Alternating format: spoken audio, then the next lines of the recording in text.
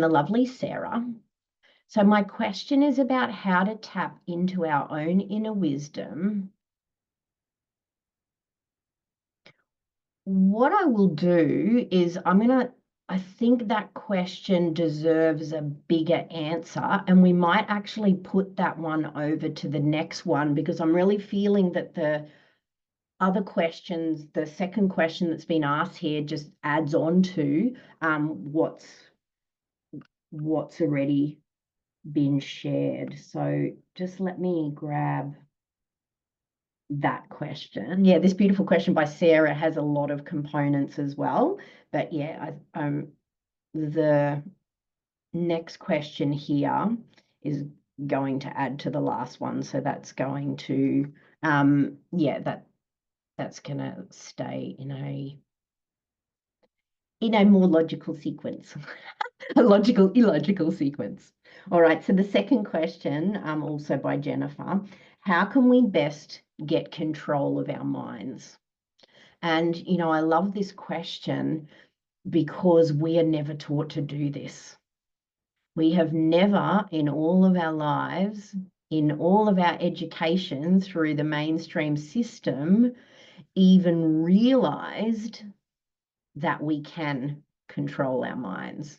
It's pretty scary when you think about it. I remember when I was first learning about Buddhism and the concept of mindfulness, I was in complete awe that I could actually observe my mind. And it blew me away. It blew me away because when we first start to connect in with observing our thoughts, it's chaotic, right? I'm sure you've all had that experience, like, whoa, what's my mind doing now? Right? Like it's all over the place. And as they teach in mindfulness, mindfulness isn't about stopping the mind. That's like level 10 mindfulness, really being able to come to the absolute presence of the now moment, which then opens up to the greater reality, really. Like everything's contained within the now, but that's a different conversation. That's a different conversation to now get that to this question. And so the first step is recognizing what your mind's doing. And as we allow ourselves to pause and breathe a nice, beautiful, deep, steady breath, what I love the most about the breath and the deep, long, steady breaths is that it stimulates our vagus nerve and it reconnects our higher order thinking. And so when we're in this survival mode, if we're stressed, it's not going to be possible to access solutions, firstly, easily. And it's also not going to be easy to step outside of what's happening, because when we're in danger, we're right in it. We're looking for trouble. We're looking for, where the next wild animal's coming from, which is why we have that as a natural function to keep us safe. But what's happened in this modern world is we are constantly taken out of that by our overbusyness, by all of the things that we believe that need to be done in a day, all of the stories that continue to perpetuate drama and problems keep us in our survival brain, which negates the capacity to find solutions. It pretty much negates the capacity to evolve because we're not able to witness the self for introspection. So our third eye literally is our capacity to self-reflect. Insight means sight within. So our third eye is this beautiful energetic space that opens up ourselves up for self-reflection. And self-reflection can only happen first when we're calm. And so I really recommend coming to that calm place first. And what you'll find is that is already becoming stiller. That's probably the best suggestion, is to come back to the breath. And as you breathe, really feeling the air expanding the lungs, drawing it down towards the belly, and that full lung expansion with the diaphragm, that's the muscle group at the bottom. As the diaphragm pulls downwards, it stimulates the vagus nerve, which puts us into this calmness. And in the calmness, literally negates that back in the mind. Another really beautiful practice, and I'm going to share it with you here, it's called a 3-minute breathing space. And it is simple and it's easy to do and it's fast, and it will literally help you to move out of here, calm the mind, and bring you into that space of being able to connect with our inside, with our solutions, and take us away from the crazy chat, the how we're in danger constantly and consistently. And so how this practice goes is we do a breath. We move through each of the fingers on one hand and then through the fingers of the other hand and then back in the other direction. And you will literally, if you're stressed, it's perfect to do in the moment when you're feeling stressed, because you'll feel your stress levels go down. If you're in your mind's having its way with you, do that as well. And you will feel it shift, because not only are we connecting with the deep, steady breaths, we are also taking our focus off the danger and off our minds and bringing it into the body by doing this. These are actually energy mudras, and they help to reharmonize each of the elements as well within our body. But even without that information, it works. And so, feel free to share it with anybody and everybody, because it will change. It does change people's lives. And so if you take a moment now and you join your thumb and forefinger together, and as you take a breath in and pause and releasing the breath out, and then moving on to the next finger, the middle finger, and taking another round of breath. And then moving the thumb onto the ring finger of that first hand, and again breathing in and breathing out. Slowing down the breath as much as is comfortable as you connect the thumb and the little finger and take another round of breath. And then as we move on to the second hand, again breathing in and breathing out. And then taking the thumb onto the ring finger of the second hand, and again breathing in, breathing out. And as you move to the middle finger, doing that again, and this time seeing if you can draw it down towards your belly. Really allowing those lungs to reach their fullness as you move on to the index finger of the first hand. And another big, deep, steady breath. And now moving back in the opposite direction in your own time. Really drinking those beautiful, deep, steady breaths. Really feeling that expansiveness as you breathe in. Back to the first hand. There's no rush. And then as you breathe out, really feel that softening that happens with that. And so just keep moving back through all those fingers.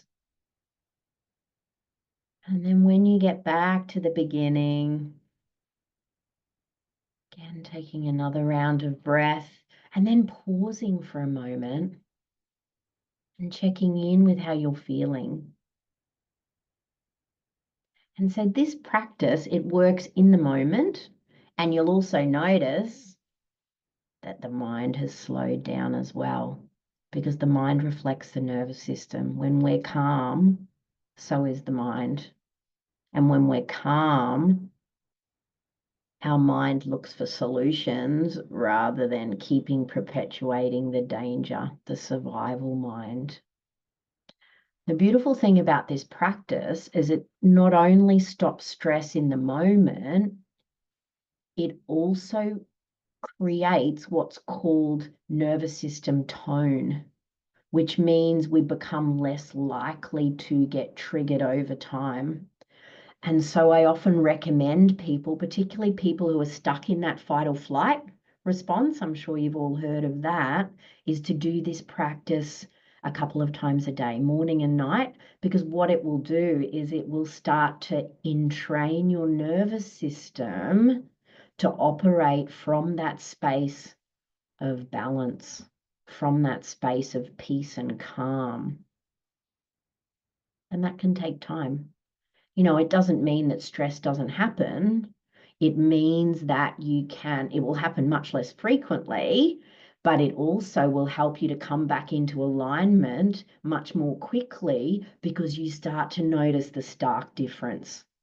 Like when you've taken the time to entrain your nervous system to be calm as its natural state, that when you do get into a stress state, it's not when we're in a stress state and we're always in a stress state, we don't even know. We're just like doing the things, sometimes thinking it's exciting, but then it just gets all too exciting and then it starts making us feel sick. And then we look for danger, and these perpetuating cycles become the norm until we can't cope with it anymore, because the system also needs to relax and rest. And so this beautiful breathing practice is a really quick and simple way to help to start to entrain the system to be calm.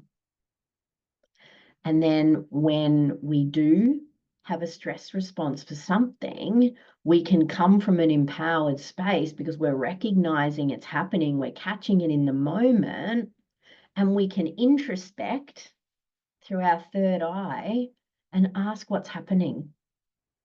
Feel into what's happening right now that created that. Okay, got it. Thank you. Now, what can I do about it to avoid this continuing to happen? And that's why it's there. Like, we have these emotions not to create havoc. They only create havoc if we continue to perpetuate them with no end in sight. But our emotions are actually there for our benefit. They're there to show us what's not in alignment with our peace and harmony so that we can take action to create change. And so just breathing into that. Our emotions are signals to show us what's in alignment and what's not with us. It doesn't make anybody else or anything else good or bad. We can perceive it as that, but it's not necessarily true because everybody thinks and feels differently. But what we do have is self-sovereignty. We have the freedom of choice to feel exactly how we feel. And when we allow ourselves to start to recognize that all emotions are good emotions because they're signaling things to us to help us long term. How can we create change? What's coming up for me that I've pushed down for decades sometimes? And this is the inner work. And again, I'm sure that if you are here in this collective, you're doing the inner work as best you can. And it's like, keep going. Keep going. There's a lot of layers by this evolution of humanity because we have been here so many times. our ancestors have been here so many times, and there's a lot of collective programming that's there for us to discover more about our own truth. Again, it's not bad. Nothing's good or bad. This is a beautiful conversation. And, I love that it's come forward that nothing is actually good or bad. And that's big. That's big to breathe into that and to recognize that everything is perception. And when we can allow ourselves to start to realize that at our deepest levels, it helps us to stop being reactive as much. It stops us having our mind run away from us in reactivity, because it's the reactivity that creates the stress brain engagement, the survival brain, which continues to perpetuate problems because it thinks it's keeping us alive by making us aware of the wild animals that are outside. And our communities aren't wild animals, most of our communities. If you watch the news, yes, the news will make sure, go out of its way to find some wild animal somewhere in the form of a human doing something to hurt others. And even if they can't find something, they make something up. And so just breathing into that. And so, I love that. And it feels like even a capstone of the teaching so far is ultimately there is no good or bad. There is only a perception of what's happening in any moment that might actually be doing us a favor long term. Even if it doesn't feel good for us in the moment, it could be the exact thing that was needed to help move us back onto our highest timeline, to help us change trajectory. The bigger the shock or the bigger the issue, the bigger the magnitude of change that's available out the other side.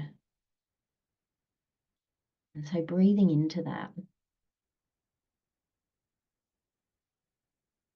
And this is what's there from us from an expanded perspective. As we evolve into being higher vibrational humans, these are the aspects that come to light because they're necessary to evolve. They're necessary for us to create a higher dimensional reality. We can't carry the old stories because, again, they're just a perception. They're a hijacked perception that has been blanketedly programmed with the lack and the fear and the problems. And just in case you missed it, we'll play it again later tonight. And this is the reality. Since 2020, a lot of people have got a bit wise now to the media, gratefully. And, that's what the guide said to me at the time. Like, I was really like, what's this about? Because I could see the devastation, the split that it was causing, with the jabs, the split that it was causing in families and, society and all the things, people being made to do what they didn't want to and all of this. And I've just gone to the guides, what is this about? And the guides were literally, it had to be that severe to wake people up. Otherwise, we're all just comfortable being a little bit shitty about everything all the time. Does that create change? It just keeps us trapped in the repeating cycles of just staying a little bit shitty. And so when stuff happens that feels like, we've been run over by a truck sometimes, what's happened out the other side of that?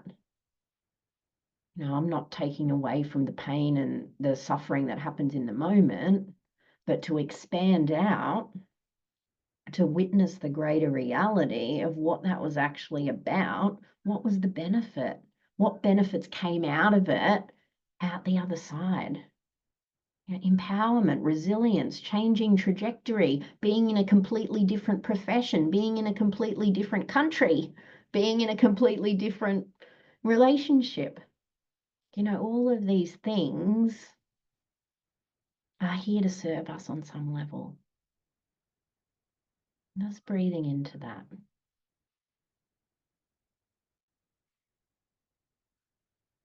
And so the easiest way to tame the mind is by starting to relax the nervous system. Relax that nervous system and reflect. Access your higher order thinking, access your inner wisdom that, comes from the heart